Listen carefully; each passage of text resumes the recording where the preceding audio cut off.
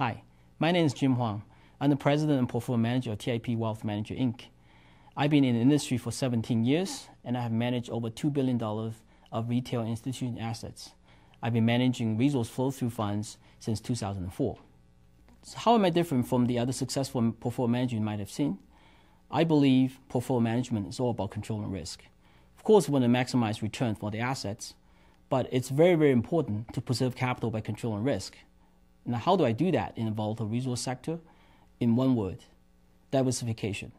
Now, that means different things to different people, but for me, the number one thing that comes to mind is investment mix. In all the portfolio I manage, I always make sure the majority of the portfolio are core blue chip names that provide safety, liquidity, as well as reasonable return.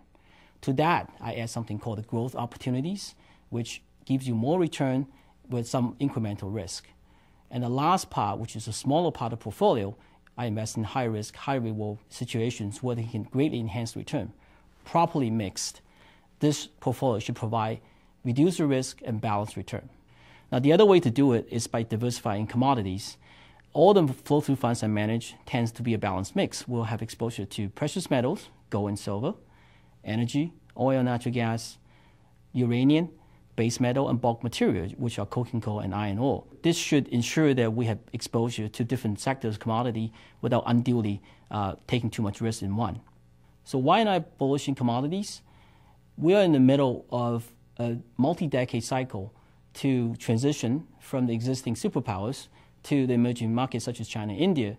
Tens of millions of people are joining the middle class rank, and they want to have cars, they want to have housing, and they want to have roads. And all these are intensive users of commodities. And despite what has been a very good decade for commodities, investment in the sector is still lacking. Supply hasn't caught up to demand.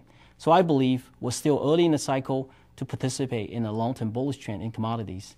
And participating in the maple leaf short duration flow-through fund is one of the better ways to take advantage of that trend. Thank you very much.